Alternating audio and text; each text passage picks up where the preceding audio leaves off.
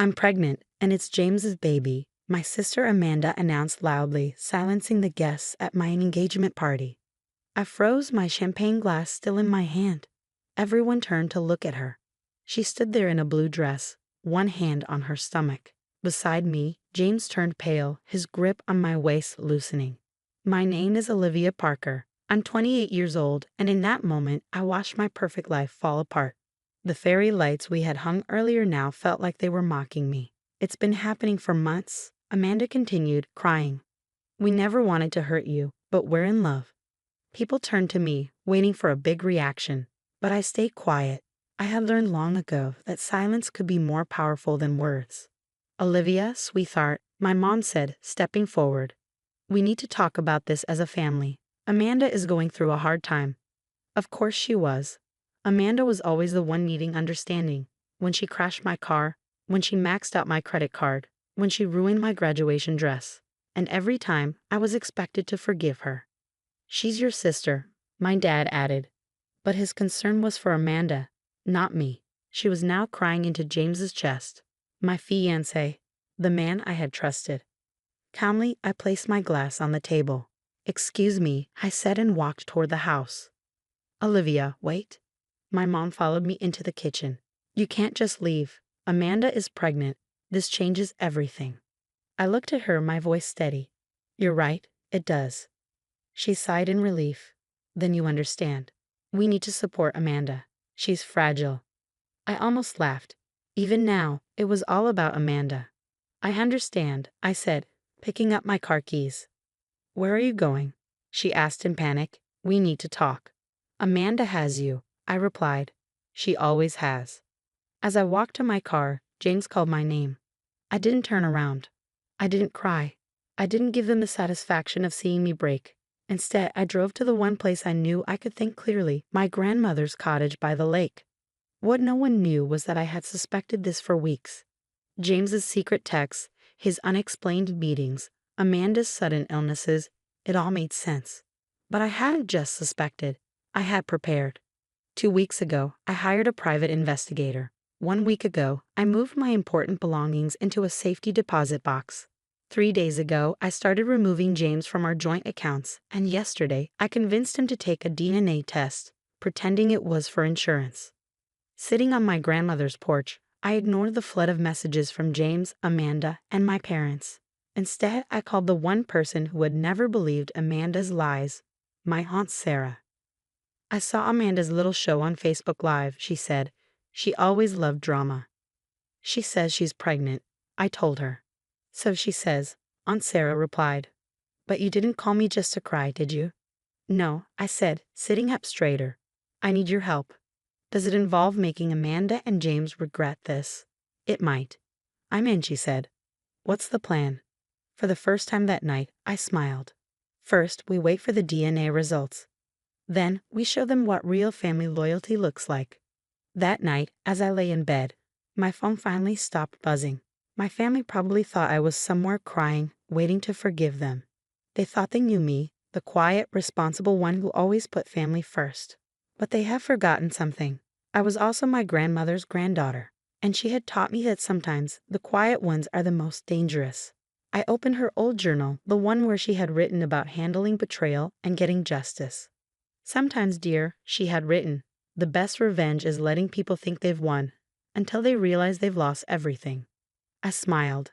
Amanda had chosen the moment to ruin my life, but I would choose the moment to reveal the truth. The DNA results would arrive in 2 months. Until then, I had work to do. The next 2 months tested my patience. I watched from a distance as Amanda and James played the happy couple, fully supported by my parents. Amanda even moved into my old apartment, the one I had shared with James, while I stayed at my grandmother's cottage, quietly putting my plan into action. They're telling everyone you had a breakdown. Aunt Sarah told me one morning over coffee. Amanda's acting like the caring sister, stepping in to support James while you recover. I calmly stirred my coffee. What else? They're having an engagement party next week. Your mother is calling it a celebration of new beginnings. Aunt Sarah rolled her eyes. Linda's pretending you never existed. That was my mother's specialty, rewriting history. Now she'd had turned me into the unstable one, while Amanda was the responsible sister creating a happy family. If only they knew what I had found. The private investigator's report had everything: hotel security footage, time-stamped photos, credit card statements, but the most important detail: medical records that would soon change everything. "Are you sure about this?" Aunt Sarah asked as I looked over the documents. "Once you do this, there's no going back. Your relationship with your parents was over the moment they chose Amanda's lies," I said. Again, my phone buzzed. A notification from the lab. The DNA results were ready. The timing was perfect. Tonight was Amanda and James's engagement party, hosted by my parents at their country club. The same place where, 3 months ago, James had proposed to me. "Ready?" Aunt Sarah asked as we parked outside. I smoothed my black dress. Power, not mourning. Absolutely. Even from the entrance, I could hear the party. Amanda's laugh rang out, and my mother's voice proudly introduced her expecting daughter and future son-in-law. Then silence. "Olivia," my mother said, forcing a smile. "This is a private party." "I won't stay long," I said. "I just came to share some news." Amanda stepped forward, her hand protectively over her growing belly. "Haven't you caused enough drama? We're trying to celebrate." I smiled, remembering my grandmother's advice. Let them think they've won. I actually brought a gift. I pulled an envelope from my purse. James's DNA test results. James, who had been standing stiffly since I arrived, went pale. "That was for insurance," he stammered. "It's private." "Oh, but family matters should be discussed openly," I said, using my mother's favorite phrase. "Right, Mom?" My father stepped in, his face angry. "That's enough, Olivia. You're making a scene." "No," I said quietly. "Amanda made a scene at my engagement party. I'm just finishing it." I opened the envelope slowly. "These results show something interesting. Something that makes it impossible for James to be your baby's father."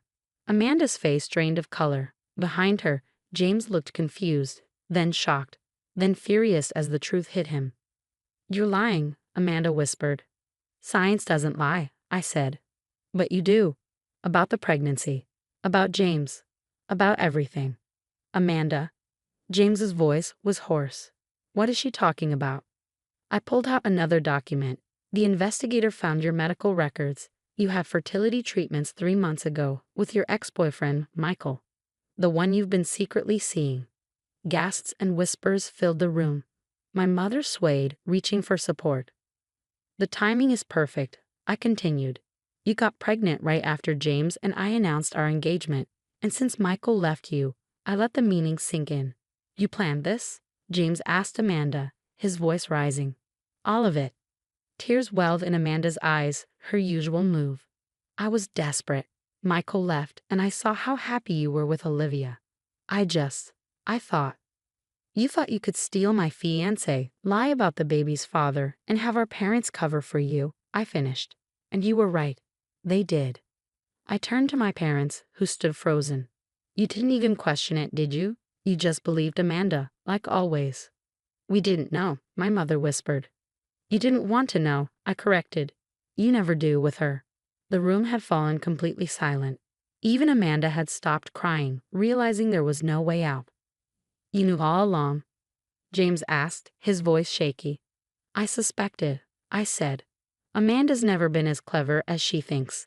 And you've never been good at keeping secrets." Aunt Sarah stepped forward, her heels clicking on the polished floor. "I think," she said loudly, "this party is over." James stormed out.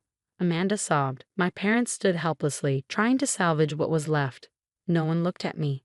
"Grandmother would be proud," Aunt Sarah said as we walked to the car. I thought of her journal, her lessons on patience and justice. Yes, I agreed. She would. But this wasn't over.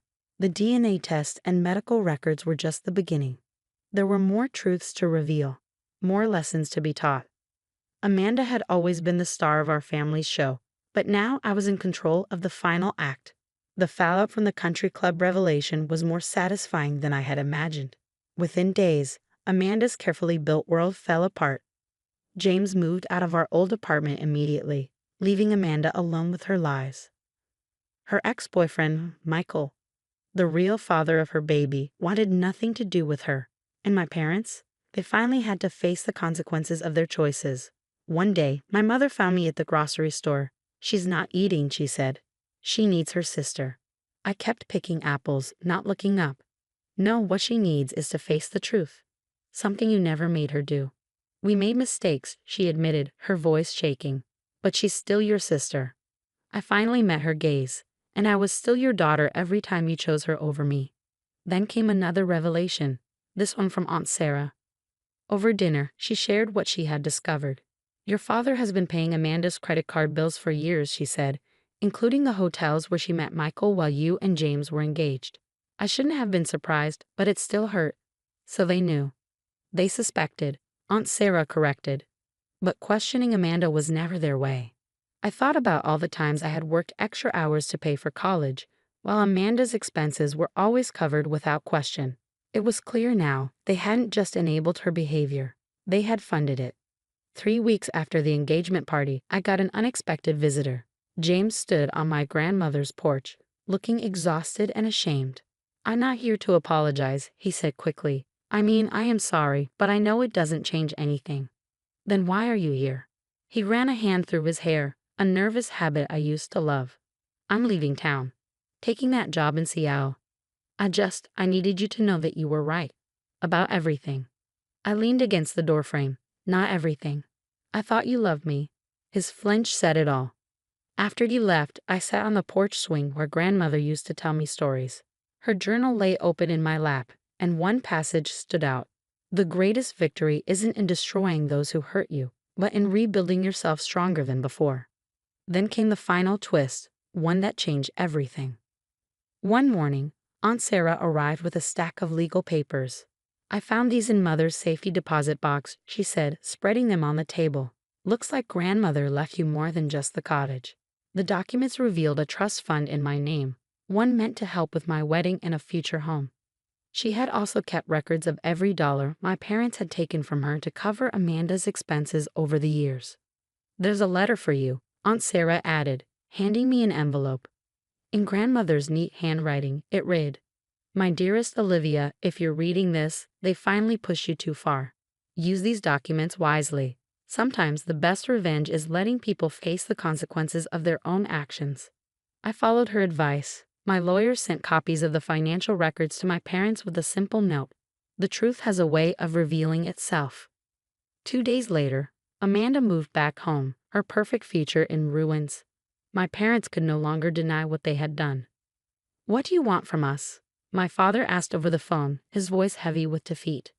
"Nothing," I said honestly. "I don't want anything from you anymore." That was the real victory, not punishing them, but freeing myself. 6 months later, I sold my share of the family property. Amanda tried to fight it, but the documents were airtight. I used the money to buy a small bookstore near the cottage, something I had always dreamed of but never pursued because my parents wanted me to be practical. Aunt Sarah helped me renovate, and on opening day she gave me a special gift. Grandmother's journal, rebound in leather with a new inscription. "For Olivia, who learned that the quietest voice often speaks the loudest truth." I keep the DNA test results in my desk drawer, not as a reminder of betrayal, but as proof of my strength. Amanda still lives with our parents, her baby due any day now. I hear things about them sometimes, but their drama no longer touches me. Last week, I got a wedding invitation from James. He's marrying someone new in Seattle. I sent it back unopened. Some chapters are better left closed. Now, as I sit on the cottage porch watching the sunset over the lake, I finally understand what grandmother meant about victory. It's not about winning the fight, it's about choosing your own path forward. Amanda's betrayal didn't break me. It set me free, and that is the best revenge of all.